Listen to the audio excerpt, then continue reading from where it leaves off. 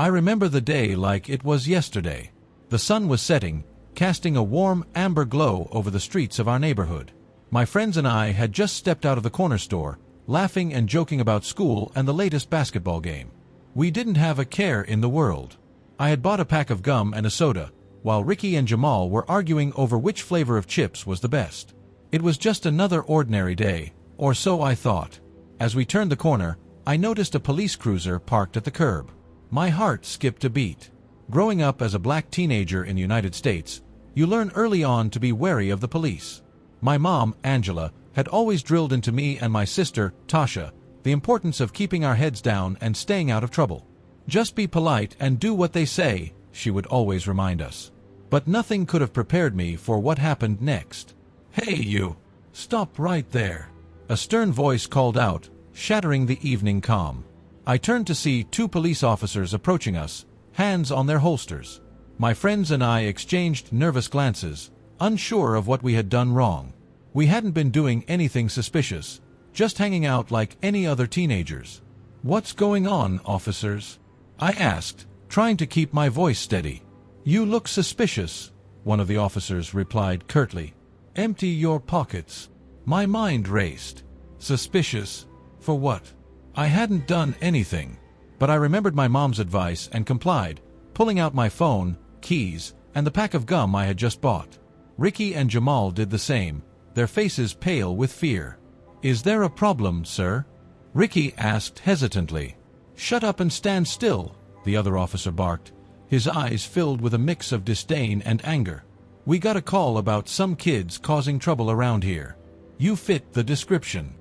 "Causing trouble?" Jamal echoed, his voice tinged with disbelief. "We just came from the store. We haven't done anything." But our protests fell on deaf ears. Before we knew it, the officers were shoving us against the wall, roughly patting us down.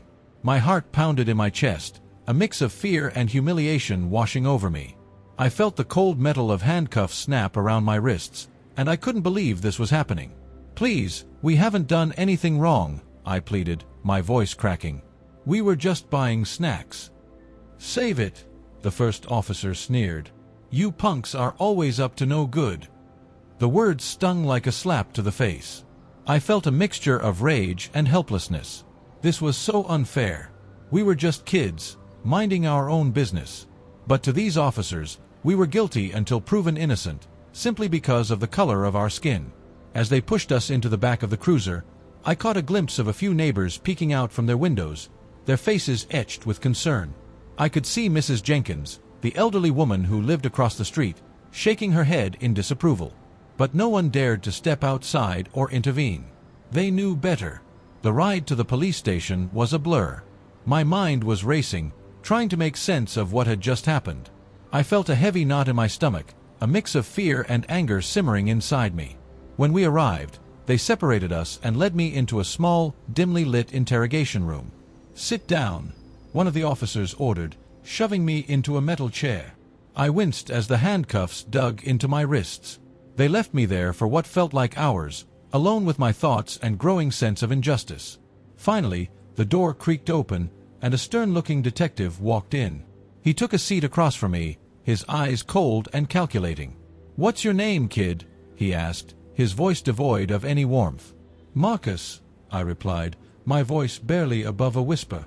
"Marcus what?" "Marcus Johnson." He scribbled something in his notebook, then looked up at me. "You know why you're here, Marcus?" "No, sir," I replied honestly. "I really don't." "We got a call about some kids causing trouble in your neighborhood," he said flatly. "You fit the description." "But we weren't causing any trouble," I protested. "We were just coming back from the store. We didn't do anything wrong." The detective's eyes narrowed, and he leaned in closer. "Listen, kid. We've heard it all before.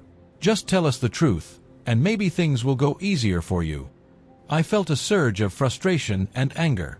This was so unfair.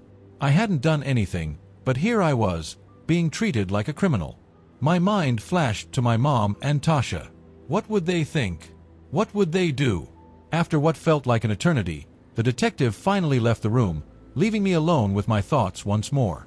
The weight of the situation began to sink in, and tears welled up in my eyes. I had never felt so powerless, so humiliated. This wasn't just an isolated incident. It was a reflection of a much larger problem, one that I had only begun to understand. Hours later, they finally let me go. My mom had come to the station, her face a mix of worry and anger. She hugged me tightly, her hands trembling. "Are you okay, Marcus?" she asked, her voice choked with emotion. I think so," I replied, my voice shaky. "But, Mom, it was so unfair. We didn't do anything wrong." "I know, baby," she said softly, her eyes filled with tears. "I know." When we got home, Tasha was waiting for us, her face a mask of determination. She listened as I recounted the events, her eyes blazing with anger. "This has to stop," she said firmly. "We can't let them get away with this." "But what can we do?" I asked, feeling a sense of hopelessness. "We fight," Tasha replied, her voice resolute. "We fight for justice, for you, for all of us." That night, as I lay in bed, the events of the day replayed in my mind like a broken record. I felt a burning anger deep inside me, a desire for change. I knew that this wasn't just about me, it was about something much bigger. And with the support of my family, I was determined to make a difference. The next morning, Tasha sat me down at the kitchen table. "We need to document what happened to you," she said, her voice steady. "People need to know the truth." "How?" I asked, still feeling the weight of the previous day's events. "We'll start a blog," she said. "Anonymously, at first. We'll tell your story, and the stories of others who have faced the same injustice. We need to shine a light on this." I nodded, feeling a sense of purpose beginning to take root. "Okay," I said. "Let's do it." And so, with the support of my sister and the unwavering love of my mom, I began to document my experience. It was a way to channel my anger, my frustration, and my desire for change. Little did I know, it was just the beginning of a journey that would change our lives forever. Echoes of Injustice. Chapter 2. Tasha's Call to Action. When I got home after the incident, I was a mess, bruised, humiliated, and seething with a mix of anger and confusion. My sister Tasha took one look at me and knew something was terribly wrong. "Marcus, what happened?" she asked, her voice a blend of concern and the fierce protectiveness I had come to expect from her. I slumped into the nearest chair, my head in my hands. "The cops. They stopped me and my friends outside the convenience store. They said I looked suspicious. Next thing I know, I'm on the ground, and they're roughing me up for no reason." Tasha's eyes blazed with fury. "This can't go on any longer. We have to do something." I knew what she meant. Tasha had always been the activist in the family, always ready to fight for justice. But I wasn't like her. I preferred to keep my head down and avoid trouble. Yet, in that moment, I felt a shift inside me. The humiliation and anger were too fresh, too raw to ignore. "I don't know, Tasha," I muttered. "What can we do? It's just gonna get us into more trouble." Tasha knelt beside me, placing a hand on my shoulder. "Marcus, this isn't just about you. This is about every black kid in this neighborhood, in this city, in this country. We can't let them get away with this. We have to fight back." Her words resonated with me, but I was still hesitant. "And how do you suppose we do that?" She stood up, a determined look on her face. "We start by joining the local activist group. They have connections, resources, and a platform. They can help us make our voices heard." I sighed, feeling the weight of her conviction pressing down on me. "All right, I'll come to a meeting. But I don't want to be in the spotlight." Tasha smiled, a glint of triumph in her eyes. "That's all I ask, Marcus. Just give it a chance." The first meeting was intimidating. The room was filled with passionate people, each with their own stories of injustice and resilience. Tasha introduced me to the group, and I could feel their eyes on me, sensing my reluctance but also my pain. "Everyone, this is my brother Marcus.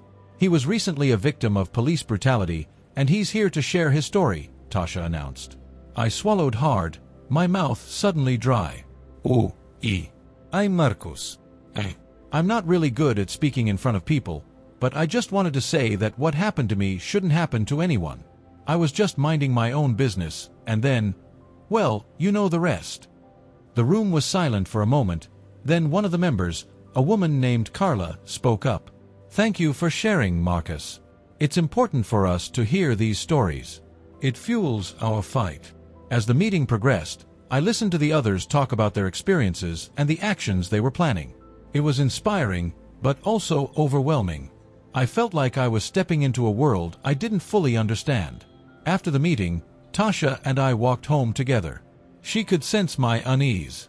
"I know this is a lot to take in, Marcus. But trust me, we're making a difference." "I hope so," I replied, still unsure but willing to follow her lead. Over the next few weeks, I attended more meetings and slowly began to find my voice. Tasha encouraged me to speak up, to share my thoughts and ideas. It wasn't easy, but with her support, I started to feel more confident. One evening, after a particularly intense meeting, Tasha and I sat in our small living room, discussing the next steps. "We need to document these stories, Marcus," she said. "People need to see the reality of what's happening. We could start a blog, share our experiences anonymously." I looked at her skeptically. "A blog? Who's gonna read it?" "You'd be surprised," she replied. "People are hungry for the truth. And with social media, it could spread like wildfire." I thought about it for a moment. "Okay, let's do it. But I want to stay anonymous. I don't want any more trouble." Tasha nodded. "Agreed. We'll focus on the stories, not the people behind them." We spent the next few days setting up the blog. Tasha handled the technical aspects, while I wrote the first post, detailing my encounter with the police. It was cathartic, putting my feelings into words and knowing that others might read them and feel less alone. The blog started slowly, with just a few views and comments. But over time, it gained traction. People began sharing their own stories, and the blog became a platform for the community to voice their experiences and demand change.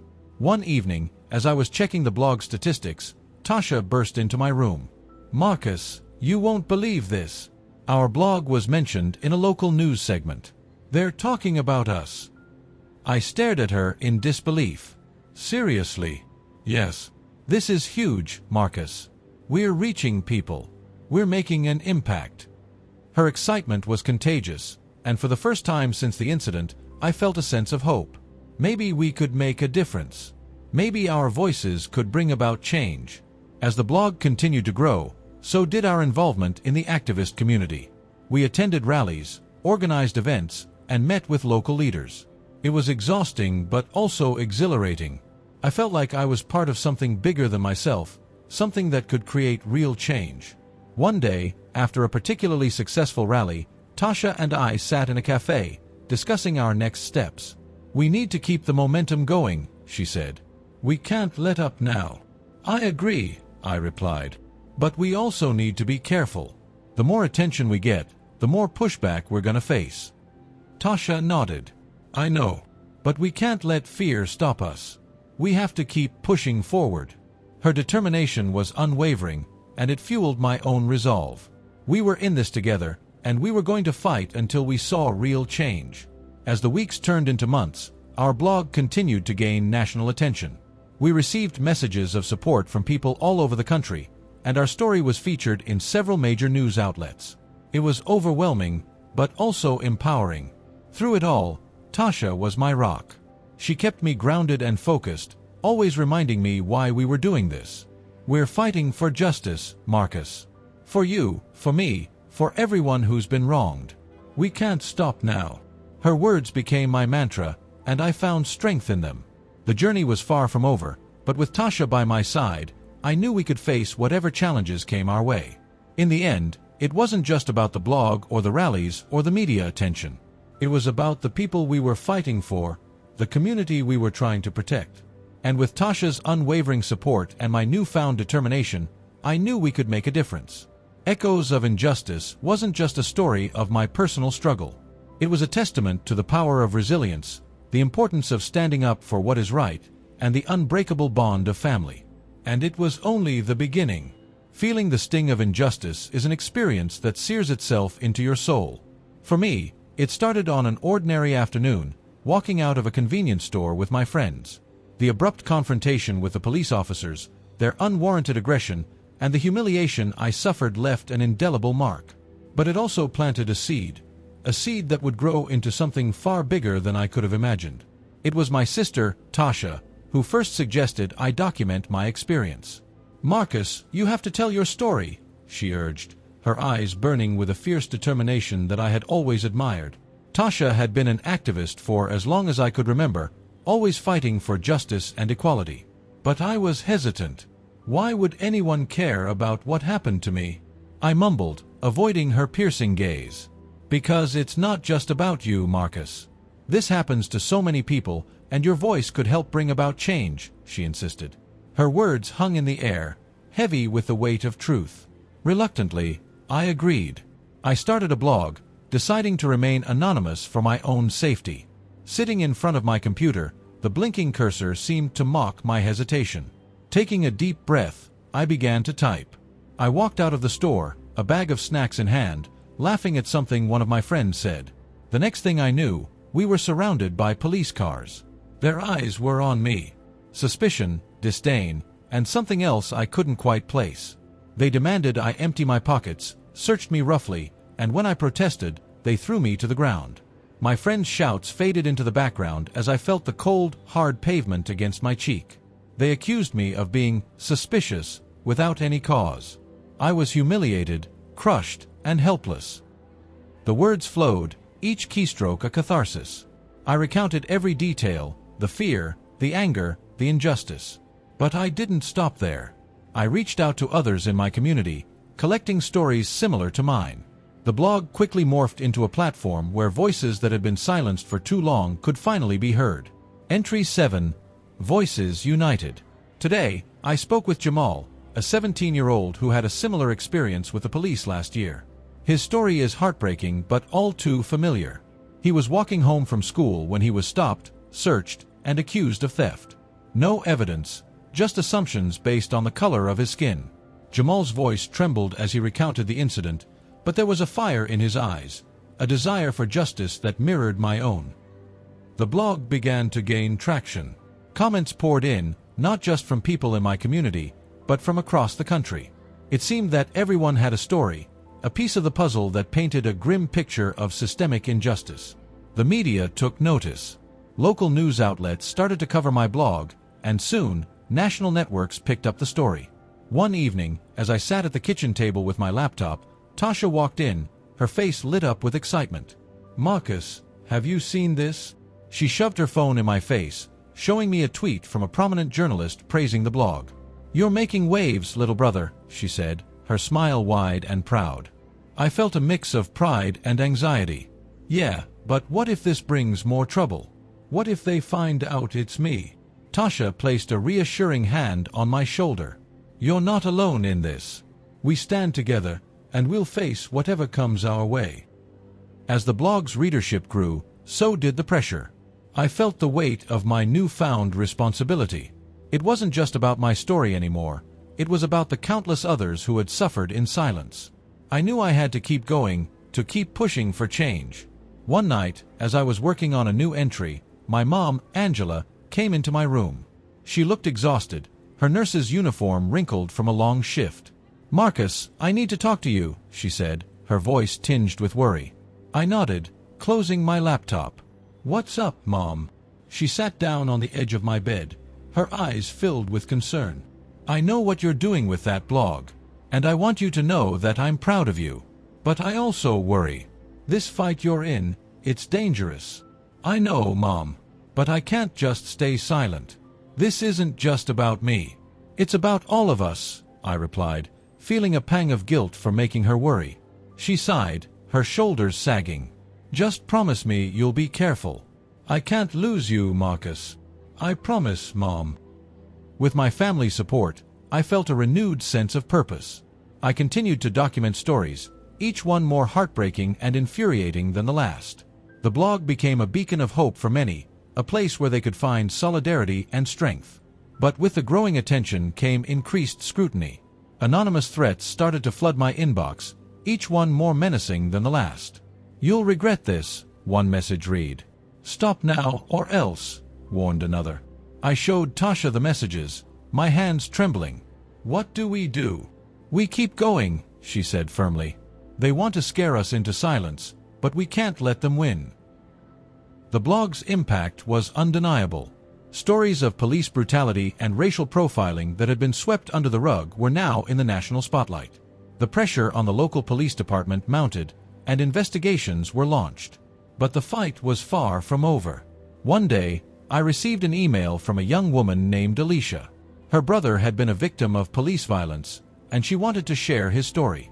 We arranged to meet at a local coffee shop. When I arrived, I spotted her sitting in a corner, her eyes red from crying. "Thank you for meeting with me," she said, her voice barely above a whisper. "Of course. I'm here to listen," I replied, offering her a reassuring smile. She took a deep breath and began to speak, her words filled with pain and anger. My brother, Darius, was only 19. He was walking home from a friend's house when the police stopped him. They claimed he fit the description of a suspect. They beat him so badly that he ended up in the hospital. He hasn't been the same since. I felt a lump in my throat as I listened to her story.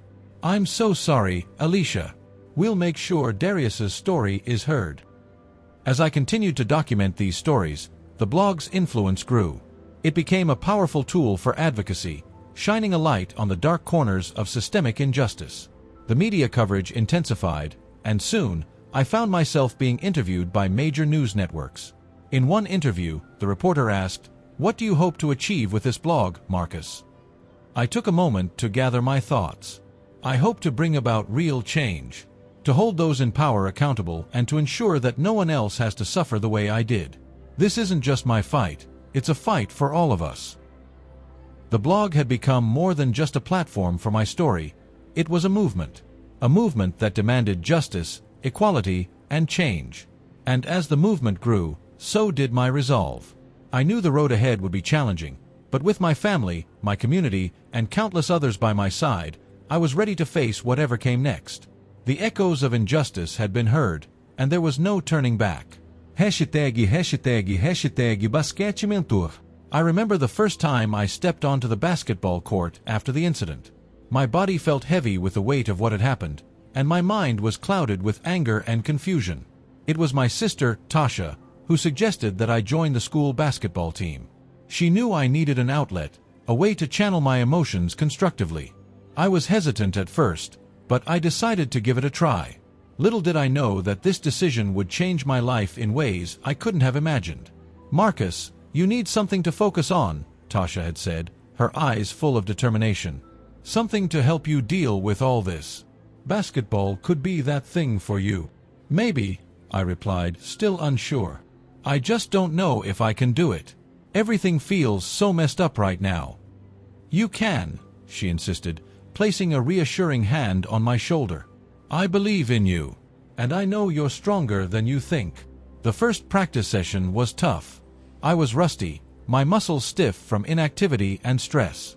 But as I started moving, dribbling, and shooting, I felt a small sense of relief. The rhythm of the game, the sound of the ball bouncing on the hardwood floor, and the swish of the net, it all began to soothe my troubled mind. That's when I met Coach Williams. He was an imposing figure, tall and muscular, but with a kind face and eyes that seemed to see right through you. He approached me after practice, a clipboard in hand, and a thoughtful expression on his face. "Marcus, right?" he asked, his voice deep and steady. "Yes, sir," I replied, trying to stand a little taller. "You're new here, but I see potential," he said, nodding. "You've got the talent, but more importantly, you've got the heart. I can see it in the way you play." "Thank you, Coach," I said, feeling a small spark of pride. "Listen, I know you're going through a lot," he continued, his tone turning serious. "But basketball can be more than just a game for you. It can be a way to find balance, to build resilience. It's not just about winning or losing, it's about how you handle yourself on and off the court."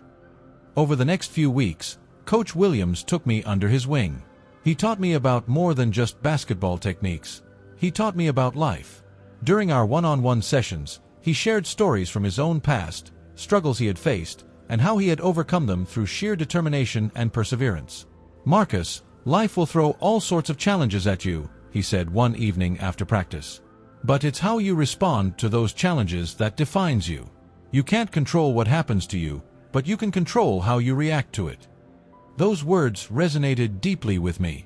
I started to see the court as a microcosm of the world outside. Every game was a battle, every opponent a representation of the obstacles I faced in life. And just like in life, I learned that teamwork, strategy, and a calm mind were essential to overcoming those obstacles. One day, after a particularly grueling practice, Coach Williams called the team together. We were all sweating and exhausted, but there was a sense of camaraderie among us, a shared understanding that we were all in this together. "All right, listen up," Coach Williams said, his voice commanding but warm. "I want you all to understand something important. This team is a family. We support each other, we lift each other up, and we fight for each other. Marcus here is new, but he's one of us now. And just like any family, we stand together, no matter what." The other players nodded in agreement, some of them patting me on the back or giving me encouraging smiles. It was the first time in a long while that I felt a sense of belonging, a sense of being part of something bigger than myself. As the season progressed, I started to improve, not just in my skills, but in my mindset. Basketball became a refuge, a place where I could forget about the pain and injustice, even if just for a little while. It was a place where I could be myself, where I could push my limits and discover my strength. One evening, after a particularly intense game, I stayed behind to shoot some extra hoops. Coach Williams joined me, rebounding the ball and offering tips on my form. After a while, we took a break, sitting on the bleachers, sweat dripping down our faces. "Marcus," he said, breaking the silence, "I've been watching you. You've got something special, something that goes beyond just talent. You've got a fire in you, a drive to make things right. Don't ever lose that." "I won't, Coach," I replied, feeling a surge of gratitude. "Thanks for believing in me." "It's not just about belief," he said, looking me straight in the eyes. "It's about action. You're doing something important with that blog of yours. You're giving a voice to those who don't have one. That's powerful. But remember, you need to take care of yourself too. Find that balance. Use basketball as your anchor." His words stayed with me, and I took them to heart. The court became my sanctuary, a place where I could find clarity and strength. And Coach Williams became more than just a mentor. He became a guiding light, someone who helped me navigate the complexities of my emotions and my fight for justice. One day, after a particularly difficult practice, I confided in Coach Williams about the threats and intimidation my family and I were facing because of the blog. His face grew serious, and he listened intently, not interrupting until I had finished. "Marcus, this fight you're in, it's not going to be easy," he said, his voice steady. "But you have to stay strong. You have to stay focused. Use the game, use your team, and use me. We're all here for you." "Thanks, Coach," I said, feeling a lump in my throat. "It's just, sometimes it feels like it's too much, you know?" "I know," he replied, placing a reassuring hand on my shoulder. "But remember, you're not alone. And you're stronger than you think. Keep pushing forward, one step at a time." With his support, I learned to balance my life between school, basketball, and activism. Each game, each practice, was a step towards rebuilding my confidence and resilience. And every time I took to the court, I carried with me the lessons Coach Williams had taught me, not just about basketball, but about life. The day came when we had a crucial game, one that would determine our place in the playoffs. The gym was packed with students, parents, and supporters. The atmosphere was electric, the stakes high. As we huddled together before the game, Coach Williams gave us one of his trademark motivational speeches. "All right, team, this is it," he said, his voice filled with passion. "We've worked hard to get here, and now it's time to show what we're made of. Remember, it's not just about winning. It's about how we play, how we support each other, and how we handle whatever comes our way. Let's go out there and give it everything we've got." The game was intense, a back-and-forth battle that tested our limits. But through it all, I felt a sense of calm and determination. Every pass, every shot, every defensive move, it was all a testament to the hard work and resilience we had built together as a team. In the final seconds of the game, with the score tied, I found myself with the ball, the clock ticking down. The crowd was on their feet, the noise deafening. I took a deep breath, remembering Coach Williams' words, and made my move. I dribbled past my defender, took the shot, and watched as the ball sailed through the air. Swish! The ball went through the net, and the gym erupted in cheers. We had won. As my teammates lifted me onto their shoulders, I looked over at Coach Williams, who was beaming with pride. In that moment, I realized that basketball had become more than just a game for me. It had become a source of strength, a way to channel my anger and frustration into something positive. And with the support of my coach and my team, I knew I could face whatever challenges lay ahead. "Great job, Marcus," Coach Williams said, pulling me into a hug after the game. "I'm proud of you. Keep pushing, keep fighting, and never forget, you're stronger than you think." "Thanks, Coach," I replied, feeling a sense of gratitude and determination. "I won't forget, and I'll keep fighting for all of us."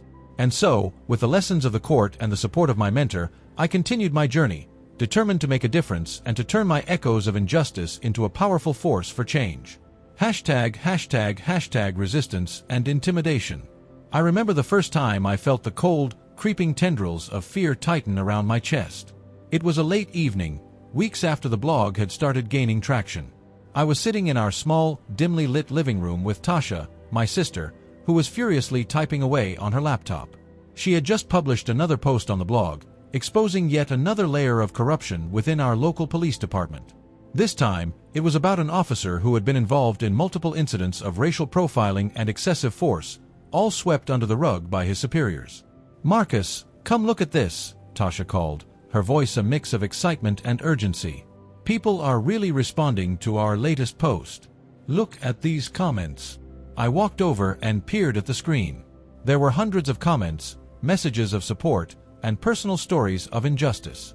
It was overwhelming and empowering at the same time. But then, amidst the sea of positive feedback, I noticed a few comments that made my blood run cold. "Watch your back, kid. You're messing with the wrong people. You think you can take down the cops? Think again. This won't end well for you or your family." I felt a knot form in my stomach. "Tasha, have you seen these threats?" She looked up at me, her eyes narrowing. "Yeah, I saw them. It's just people trying to scare us into silence." "But what if they mean it? What if they actually come after us?" I asked, my voice trembling slightly. Tasha reached out and put a hand on my shoulder. "Marcus, we knew this wouldn't be easy. Change never is. But we can't back down now. Too many people are counting on us." I nodded, trying to muster up the same courage she seemed to have in abundance. But the fear lingered, a constant shadow that seemed to follow me everywhere. The threats weren't just empty words. Over the next few days, we began to notice strange cars parked outside our house at odd hours. Once, while walking home from school, I felt a car slowly trail me for several blocks before speeding off when I turned to look. Tasha and I started receiving strange phone calls late at night, silent at first, but then escalating to whispered threats and eerie laughter. One evening, our mom, Angela, came home from her shift at the hospital looking more tired than usual. She had been working long hours, trying to keep everything together. As she walked into the living room, she saw Tasha and me huddled over the laptop, discussing the latest blog post. "Hey, you two," she said, her voice heavy with exhaustion. "How was your day?" "It was okay, Mom," I replied, trying to keep my voice steady. Tasha, never one to mince words, looked up and said, "Mom, we need to talk. We've been getting threats." Angela's face went pale. "What kind of threats?" "Anonymous ones," Tasha explained. "People trying to intimidate us because of the blog." Angela sank into a chair, her eyes filled with worry. I knew this was dangerous, but I didn't think it would come to this. "We can't stop now, Mom," Tasha said firmly. "We're making a difference. People are listening. The truth needs to come out." Angela looked at us, her eyes flickering between fear and pride. "I just want you both to be safe. I don't want to lose either of you." "We'll be careful," I assured her. "But we can't let them scare us into silence." The tension in the house was palpable over the next few weeks. Every knock on the door, every unexpected noise, set us on edge. One night, I was woken up by the sound of something shattering downstairs. I bolted out of bed and ran to the living room, where I found Tasha standing over a broken window, a brick lying on the floor amidst the shards of glass. "Are you okay?" I asked, my heart pounding. "Yeah, I'm fine," she replied, her voice steely. "But look at this." She handed me a piece of paper that had been wrapped around the brick. It read, "Stop the blog, or next time it won't just be a window." Fear gripped me again, but Tasha's resolve seemed unshaken. This only means we're getting to them. They're scared of the truth. But what if they come after us for real? I asked, my voice barely a whisper. "We'll deal with it," she said firmly. "We're not alone in this. We have the community, and we have each other." The next day, we reported the incident to the police, though we had little faith that they would do anything about it. The officer who took our statement seemed disinterested, almost dismissive, as if we were wasting his time. It only fueled our determination to keep fighting. At school, things were no better. Some students and even a few teachers treated me differently, whispering behind my back, avoiding eye contact. It was as if I had become a pariah for daring to speak out. But there were also those who supported me, who came up to me in the hallways to offer words of encouragement. One afternoon, after basketball practice, I sat on the bleachers, feeling the weight of it all pressing down on me. Coach Williams, who had become a mentor to me, noticed and came over. "Marcus, you seem troubled. What's going on?" he asked, sitting down beside me. I looked at him, unsure of how much to share. But something in his kind eyes made me open up. "It's the blog, Coach. We're getting threats. People are trying to intimidate us into stopping." Coach Williams nodded, his expression serious. "I figured something like this might happen. Speaking the truth often comes at a price." "What should I do?" I asked, feeling lost. "Keep going," he said without hesitation. "You're fighting for something bigger than yourself. But be smart about it. Take precautions, lean on your support system, and don't be afraid to ask for help." His words gave me a renewed sense of purpose. I realized that the fear, the threats, the intimidation, they were all attempts to silence us. And as long as we refused to be silenced, we were winning. Back at home, Tasha and I decided to take extra precautions. We installed security cameras around the house, started varying our routines, and made sure to always stick together. Our mom, though still worried, supported us as best as she could, even taking on extra shifts to cover the costs of the added security. The blog continued to gain traction, and with each new post, we exposed more layers of the systemic corruption and brutality that plagued our community. The threats persisted, but so did the outpouring of support. We received messages from activists, lawyers, and ordinary people from all over the country, all offering their help and solidarity. One evening, as we sat around the dinner table, Tasha looked at me and said, "Marcus, we've come this far. We can't turn back now." I nodded, feeling a sense of pride and determination. No matter what happens, we'll keep fighting. For us, for our community, and for all the voices that have been silenced.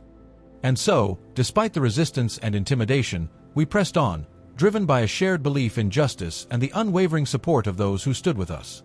The journey was far from over, but we knew that together, we could face whatever came our way. Echoes of injustice. #6. Family conflict. The days following my encounter with the police were a blur of emotions. The trauma, the humiliation, and the seething anger left scars that were not just physical. My older sister, Tasha, had thrown herself into activism with renewed fervor, and I found myself reluctantly pulled into her orbit. But amid our fight for justice, a storm was brewing at home. Our mother, Angela, worked tirelessly as a nurse. Her shifts were long and grueling, and she often came home exhausted, with barely enough energy to eat dinner before collapsing into bed. She was our rock, always strong, always reliable. But even rocks can crack under pressure. One evening, after another long day at school and an emotionally draining meeting with our local activist group, Tasha and I walked into the living room to find Mom sitting on the couch, her face etched with worry. Her eyes, usually warm and comforting, were filled with a mixture of fear and frustration. "Marcus, Tasha, we need to talk," she said, her voice heavy with concern. Tasha and I exchanged a glance, sensing the gravity of the moment. We sat down across from her, the weight of the day settling around us like a thick fog. "I know what you're doing," Mom began, her eyes locking onto mine. "I know about the blog, and I know about the meetings. And I need you both to understand something. I'm scared. I'm scared for you, Marcus. I'm scared for you, Tasha. This fight you're in, it's dangerous." "Mom, we can't just sit back and do nothing," Tasha interjected, her voice tinged with defiance. "This is about more than just Marcus. It's about all of us. It's about justice." "I understand that, Tasha," Mom replied, her voice rising slightly. "But you don't understand how dangerous this can be. The police, they don't play fair. They can and will retaliate." I sat there, feeling the tension between them. Part of me wanted to retreat, to escape the confrontation. But another part of me knew that this conversation was necessary. "Mom, I get it," I said quietly, finally finding my voice. "But I can't just forget what happened. They humiliated me, treated me like I was nothing. If we don't stand up now, when will we?" Mom sighed deeply, her shoulders slumping with the weight of her fears. "I just don't want to lose you," she whispered, her voice breaking. The room fell silent, the enormity of her words hanging in the air. I reached out and took her hand, feeling the calluses from years of hard work. "We're not going anywhere, Mom," I said softly. "But we need your support. We need you to believe in us." Tasha nodded in agreement. "We're stronger together, Mom. We need you with us." She looked at us, her eyes glistening with unshed tears. I want you to be safe. I want you to have a future. And we will," I assured her. "But we have to fight for it." That night marked a turning point for our family. Mom's initial reluctance to support our activism began to waver. She still worried, of course, but she started to see the strength and determination in us, the same strength she had always shown. A few days later, as I was working on a new post for the blog, Mom came into my room. She stood there for a moment, watching me type, before finally speaking. "Marcus," she said, her voice gentle but firm, "I want to help." I looked up, surprised. "Really?" She nodded. "Yes. I've been thinking a lot about what you and Tasha said. And you're right. We do need to stand together. So, tell me what I can do." Her offer of support was like a balm to my weary soul. I explained to her about the blog, the stories we were gathering, and the plans for future protests. She listened intently, her eyes full of a newfound resolve. As the days turned into weeks, Mom became an integral part of our efforts. She used her connections in the hospital to gather support from colleagues and patients alike. She attended meetings with us, offering her wisdom and experience. And most importantly, she provided a sense of stability and reassurance that we desperately needed. One evening, as we sat around the dining table, planning our next steps, Mom shared a story from her own past. "You know," she began, her voice tinged with nostalgia, "when I was younger, I marched with your grandmother during the civil rights movement. She was a force to be reckoned with, just like Tasha." I looked at her in awe. "I had no idea, Mom." She smiled wistfully. "It's not something I talk about often. But your grandmother always believed in fighting for what's right, no matter the cost. And she taught me to do the same." Tasha leaned forward, her eyes shining with admiration. "Grandma was amazing. And so are you, Mom." Mom's eyes softened as she looked at us. "I just want you both to know that I'm proud of you. And I'm with you, every step of the way." With Mom's support, our fight gained new momentum.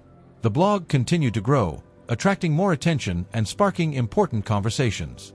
At school, my teammates and Coach Williams stood by me, their unwavering support giving me the strength to keep going. But the road ahead was still fraught with challenges. We received more threats, more attempts to intimidate us into silence. Yet, with each obstacle, our resolve only grew stronger. Our family, once fractured by fear and uncertainty, had come together in a way that I never thought possible.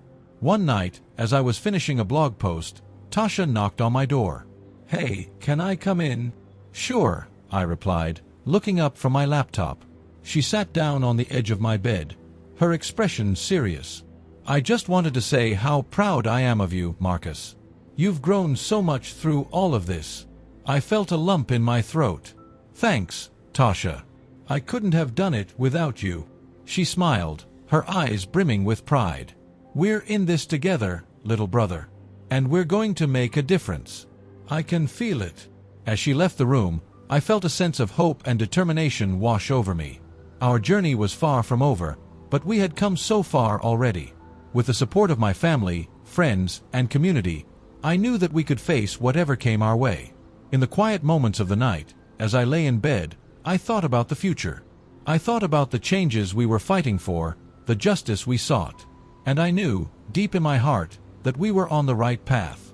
Our voices, once silenced by fear and oppression, were now echoing across the nation. And with each passing day, those echoes grew louder, stronger, and more powerful. Together, we were unstoppable. And together, we would forge a new path, not just for ourselves, but for future generations. Echoes of Injustice. Chapter 7. National Media Attention. I remember the day our story broke into the national media vividly.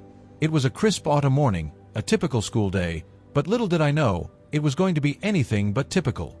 I was sitting at the kitchen table, my homework spread out in front of me, when Tasha, my older sister, burst into the room, her eyes wide with a mixture of excitement and disbelief. "Marcus, you won't believe this," she exclaimed, waving her phone in the air.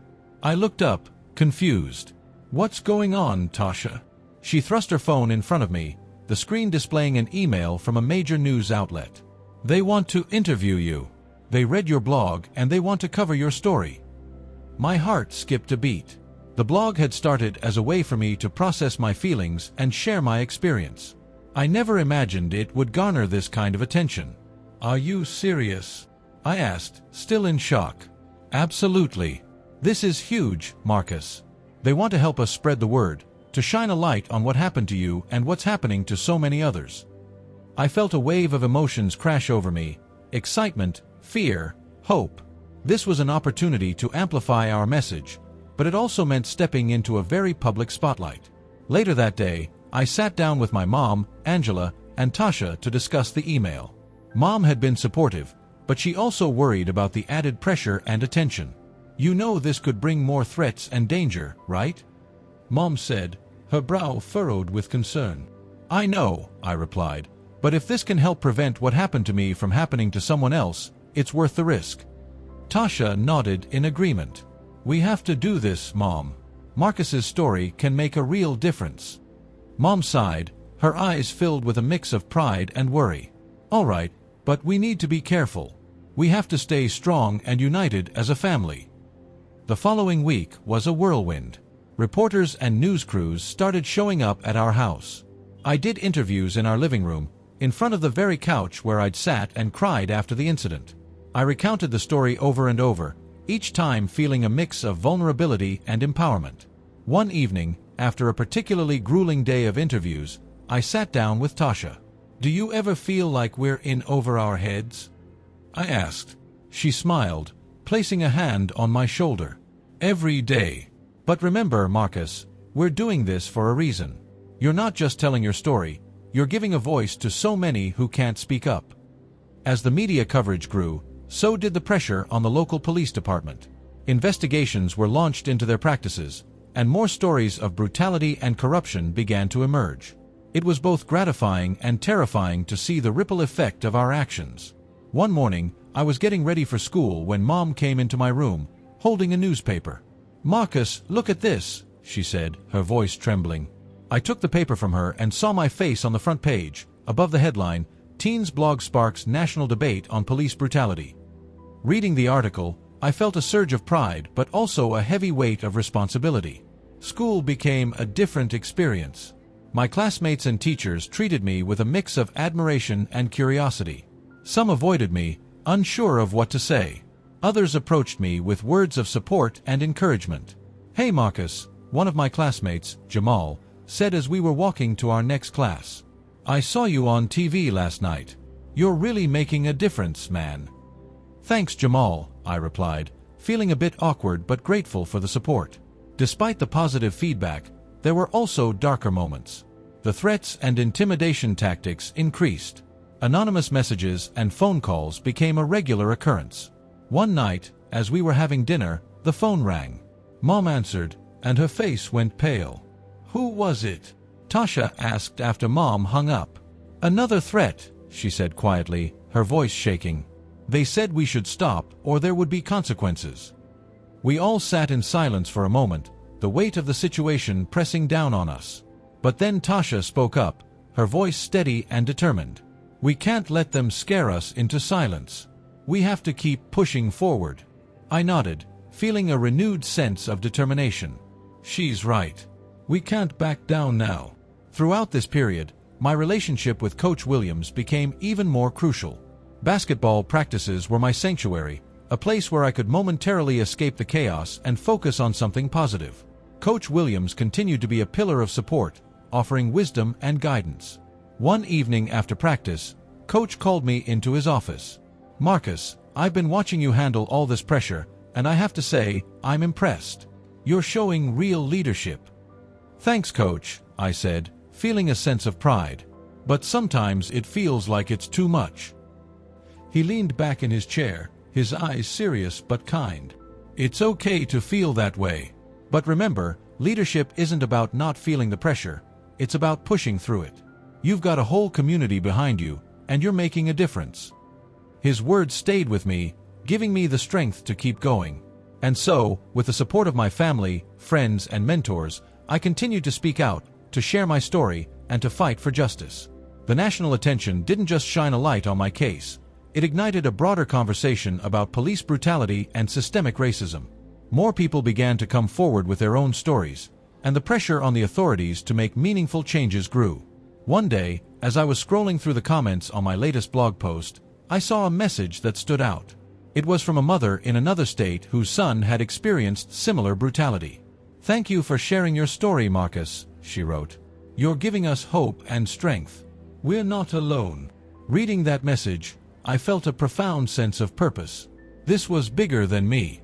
It was about all of us, about creating a society where no one had to live in fear because of the color of their skin. As the weeks turned into months, the momentum continued to build. The investigations into the police department led to suspensions and firings. Policies began to change, and there was a growing sense that, maybe, just maybe, we were on the brink of real, lasting change. One evening, as we were sitting down for dinner, Tasha looked around the table and said, "We've come a long way, haven't we?" Mom smiled, her eyes filled with pride and love. "We have. And we've done it together." I looked at my family, feeling a deep sense of gratitude and resolve. "This is just the beginning," I said. "There's still so much more to do." And with that, we continued our journey, united in our fight for justice, determined to make a difference, and hopeful for a future where echoes of injustice would be replaced by the sounds of equality and peace. Echoes of injustice. Topic 8. Peaceful March. The day of the march dawned with an unusually bright sky, as if the universe itself was lending its light to our cause. I woke up early, unable to contain my restlessness. The gravity of what we were about to undertake weighed heavily on my mind. Tasha was already up, her face a mixture of determination and anxiety. She had been the driving force behind this march, and I knew how much it meant to her, and to me. "Tasha, are you sure we're ready for this?" I asked, my voice barely above a whisper. She turned to face me, her eyes blazing with conviction. "Marcus, we've been ready for this our whole lives. This isn't just about us anymore, it's about everyone who has ever faced injustice. We need to do this." Her words resonated with me. Over the past few months, our lives had changed dramatically. The anonymous blog I started had gained national attention, shedding light on the systemic issues plaguing our community. People from all walks of life had reached out to share their stories, their pain, and their hope for change. And now, we were about to take a stand, not just with words, but with action. Our mother, Angela, entered the room, her expression one of cautious optimism. She had been hesitant about our activism at first, fearing for our safety, but she had come to understand the importance of our fight. "Are you both ready?" she asked, her voice tinged with both worry and pride. "As ready as we'll ever be," I replied, giving her a reassuring smile. We gathered our signs, banners, and water bottles, and headed out to the community center where the march would begin. As we arrived, I was struck by the sheer number of people who had shown up in solidarity. There were families, students, elderly folks, and even some local business owners. The crowd was diverse, a true reflection of our community's strength and unity. I spotted Coach Williams near the front, organizing a group of volunteers. His presence was a comforting reminder of the support system I'd found through basketball. He caught my eye and gave me a nod of encouragement. "Marcus, today we make history," he said, his voice steady and calm. I took a deep breath, feeling a surge of resolve. Yes, we do. As the march began, Tasha and I led the way, our signs held high. The chants of the crowd echoed through the streets, a powerful chorus of voices demanding justice. No justice, no peace. Stop police brutality. The energy was electric, each step fueling our determination. About an hour into the march, we arrived at the city square, where a stage had been set up for speeches.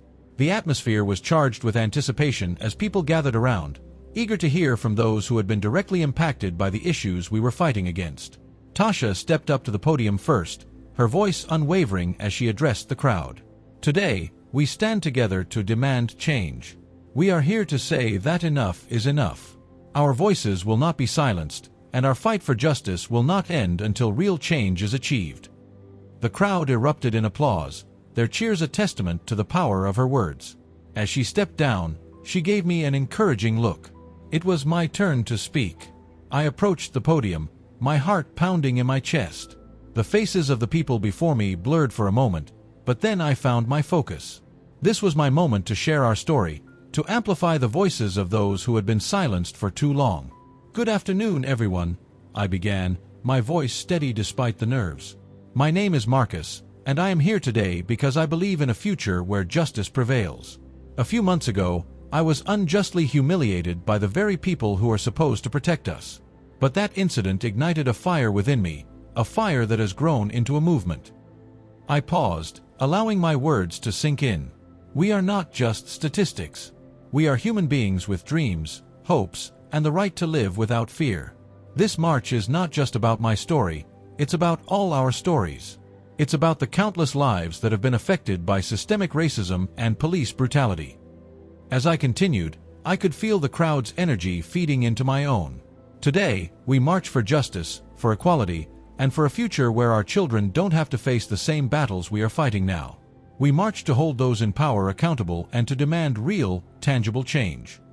The applause was deafening, a wave of support that washed over me. I stepped down from the podium, feeling a sense of accomplishment and unity that I had never experienced before. As the speeches continued, I mingled with the crowd, speaking with people who had been moved by our story. It was heartening to see so many individuals coming together for a common cause. Each conversation reinforced the importance of what we were doing. At one point, I ran into a group of high school students who had been following the blog. "Marcus, your blog changed everything for us," one of them said. "We didn't know how bad things were until you started sharing those stories." "Thank you." I smiled, feeling a sense of pride. "Thank you for being here. Together, we can make a difference." As the march continued, we made our way towards the city hall, where we planned to present our demands to the local government. The crowd had grown even larger, with more people joining in as we passed through different neighborhoods. The sense of solidarity was overwhelming, a powerful reminder that we were not alone in this fight. When we reached City Hall, we were met by a line of police officers. The tension was palpable, but we remained resolute. This was a peaceful march, and we were determined to keep it that way. Tasha and I approached the officers, holding out a list of our demands. "We are here to present these demands to the city officials," Tasha said firmly. "We expect them to be taken seriously and acted upon." One of the officers, a stern-looking man with a badge that read Chief Daniels, stepped forward. "We'll make sure these get to the right people," he said, his tone neutral. As we handed over the document, I couldn't help but notice the wary glances exchanged among the officers. It was clear that our presence was unsettling to them, but that only strengthened my resolve. We were here to make a change, and we wouldn't back down. The march concluded with a powerful moment of silence, in honor of those who had lost their lives to police brutality. As we stood there, the weight of our fight felt both heavy and uplifting. We had taken a stand, and the world had taken notice. In the days that followed, the media coverage of the march was extensive. News outlets praised the peaceful nature of the demonstration and highlighted the diverse coalition of people who had come together to demand justice. Our story was being told on a national scale, and it was clear that change was on the horizon. But with the increased visibility came increased risks.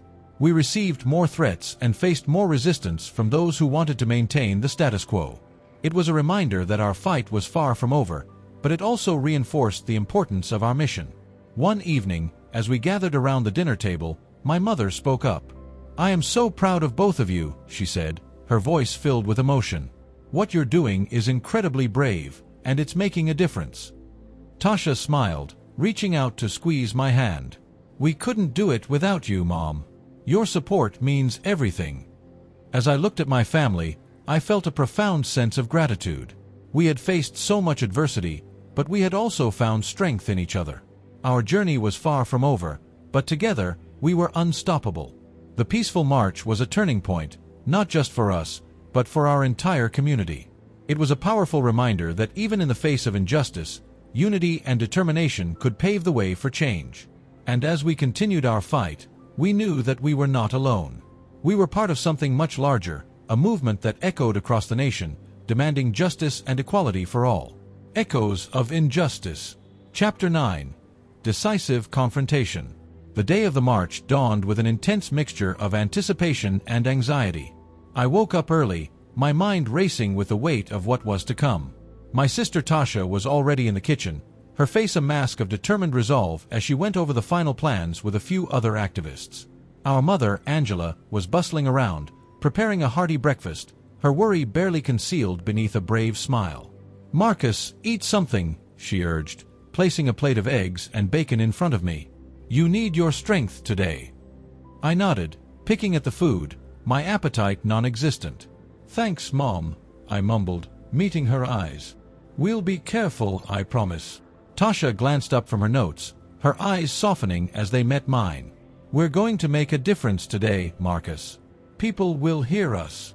"I hope you're right," I replied, my voice tinged with doubt. The past few weeks had been a whirlwind of emotions, from the initial humiliation and anger to the burgeoning hope that our cause could bring about real change. The blog had gained national attention, and the pressure on the local police department was mounting. But today felt different. It felt like the culmination of everything we had fought for. As we arrived at the starting point of the march, the air was thick with a palpable energy. Hundreds of people had gathered, holding signs with messages of justice and equality. The crowd was diverse, a testament to the universal appeal of our cause. I spotted familiar faces from the community, friends from school, and even strangers who had come to support us. "Marcus, Tasha," a voice called out, and I turned to see Coach Williams making his way through the crowd. His presence was a comforting anchor amidst the chaos.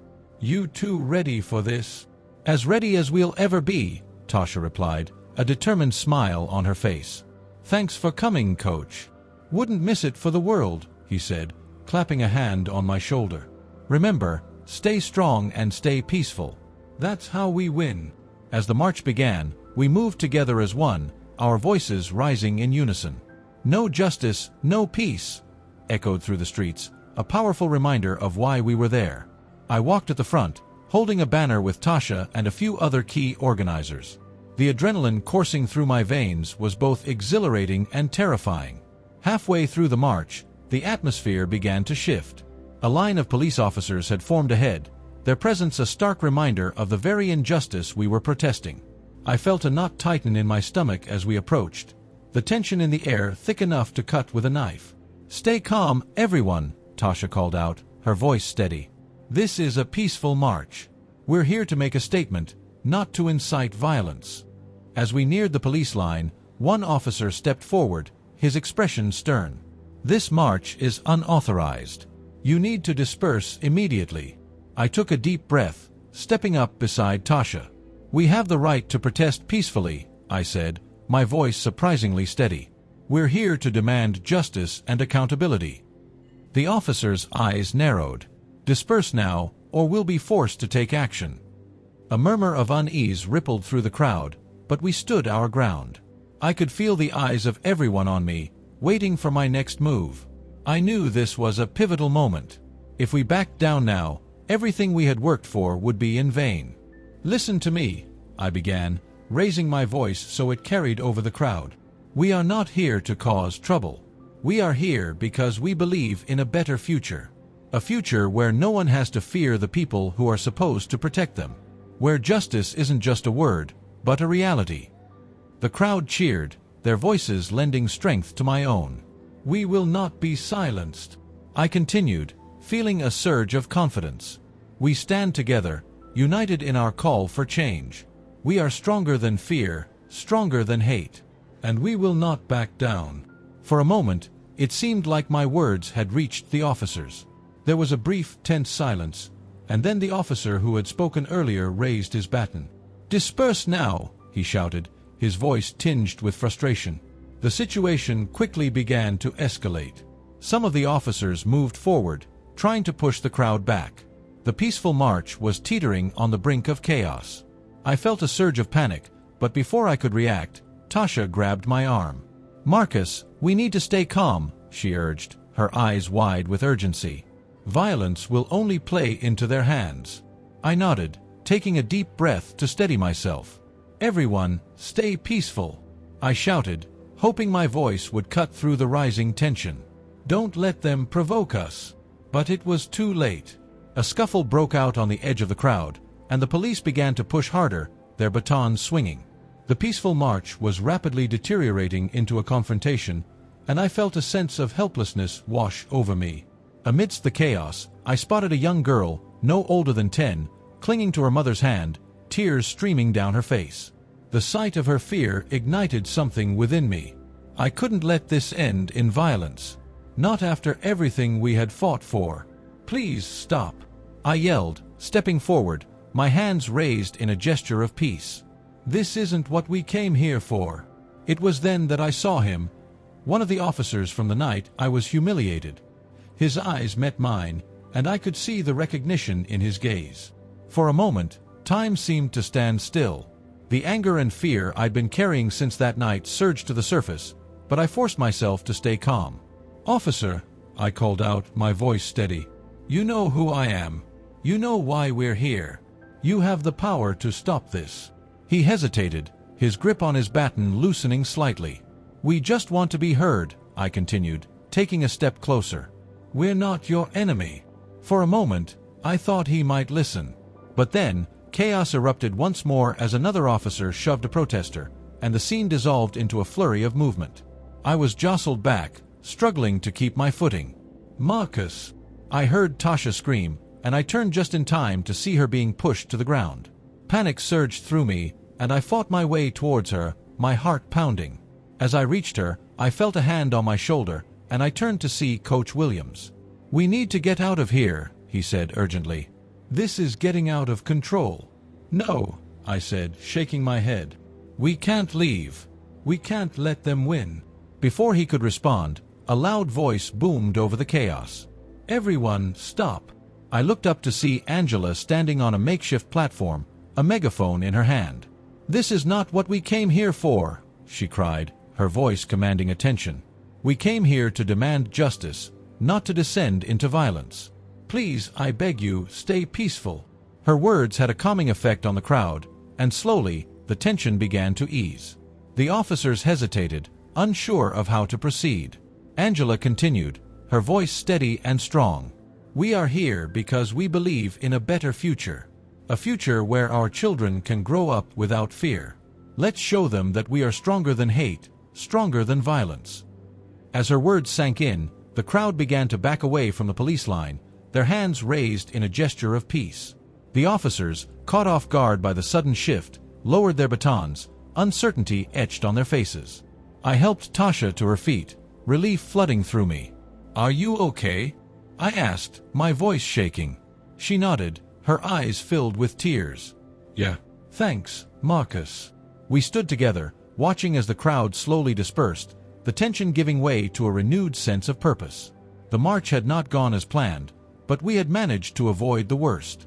And as we walked away, I knew that our fight was far from over. But for the first time, I felt a glimmer of hope. We had stood our ground, and our voices had been heard. And that, I realized, was the first step towards real change. Echoes of injustice. I remember that day vividly. The sun was setting, casting long shadows across the pavement as my friends and I left the convenience store, laughing about something trivial. We were just being regular teenagers, enjoying a moment of freedom after school. But that fleeting sense of normalcy was shattered in an instant. "Hey, you! Stop right there!" A stern voice commanded from behind us. We turned around to see 2 police officers approaching, their expressions hard and unforgiving. "What's going on?" I asked, trying to keep my voice steady. My heart was pounding, and I could feel the tension in the air. "You look suspicious," one of the officers said, his hand resting ominously on his holster. "Empty your pockets." I hesitated for a moment, fear and confusion swirling inside me. Suspicious?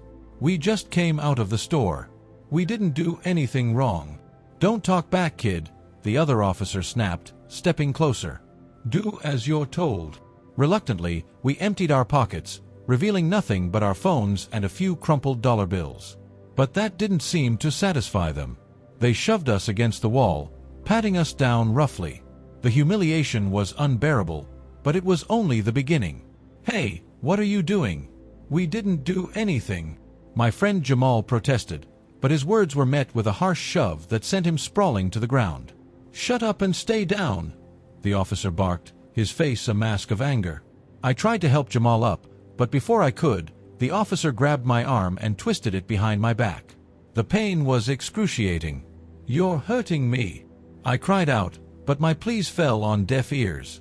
"You're resisting arrest," the officer accused, tightening his grip. "Arrest for what? We didn't do anything." I could barely get the words out through the pain and fear. They continued to manhandle us, throwing us to the ground and cuffing us as if we were dangerous criminals. People gathered around, some recording with their phones, but no one intervened. The sense of powerlessness was overwhelming.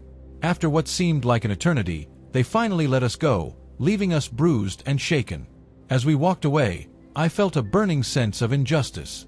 I knew that we had been targeted because of the color of our skin, and it was a bitter pill to swallow.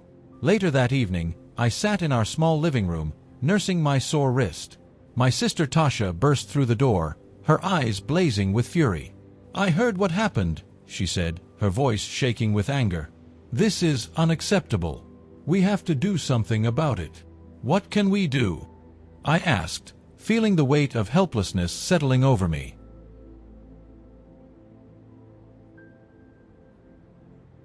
"We fight back," Tasha declared, her determination unwavering. "We expose them for what they are. We tell our story." And so, with Tasha's encouragement, I started a blog. I wrote about the incident in detail, pouring out my anger and frustration. I shared stories of others who had faced similar injustices, creating a platform for voices that had been silenced for too long. To my surprise, the blog quickly gained traction. Comments and messages of support flooded in from people all over the country. It was empowering to know that our story was being heard, and it gave me a sense of purpose. But with the newfound attention came increased scrutiny and danger. We received anonymous threats, warning us to stop our activism. The fear was always there, lurking in the background, but so was the determination to make a difference. Through it all, I found solace in basketball. Joining the school team allowed me to channel my anger and frustration into something positive. Coach Williams became more than just a mentor. He was a guiding light in a time of darkness. "You're stronger than you think, Marcus," he told me one afternoon after practice. "Use that strength to lead, to make a difference." His words stayed with me, fueling my resolve. The tension continued to build as our activism gained momentum. The blog exposed corruption within the local police department, and the pressure mounted on the authorities to take action. We organized a peaceful march, drawing support from all corners of the community. On the day of the march, the atmosphere was electric.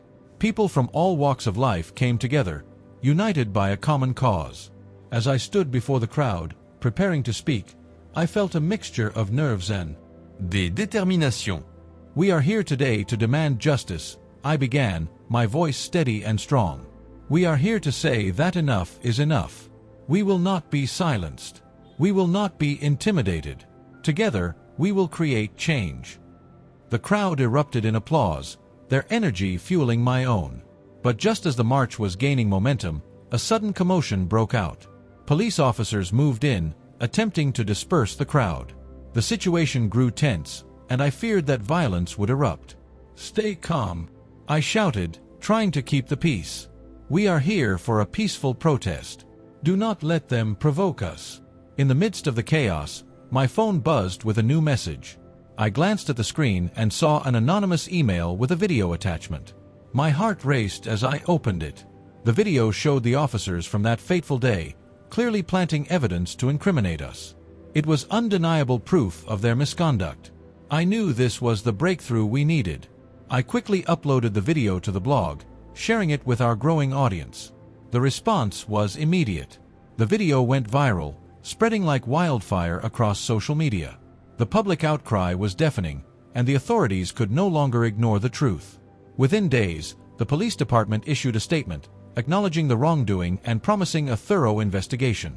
The officers involved were suspended, and a wave of reforms was set in motion. It was a victory, not just for me and my friends, but for the entire community. Our voices had been heard, and justice was finally within reach. The sense of triumph was overwhelming, but so was the realization that this was just the beginning. As I stood with Tasha and my mom, Angela, at a community meeting, I felt a renewed sense of hope. "We did it," Tasha said, her eyes shining with pride. "We made a difference." "We did," I agreed, feeling the weight of our journey. "But there's still so much work to be done."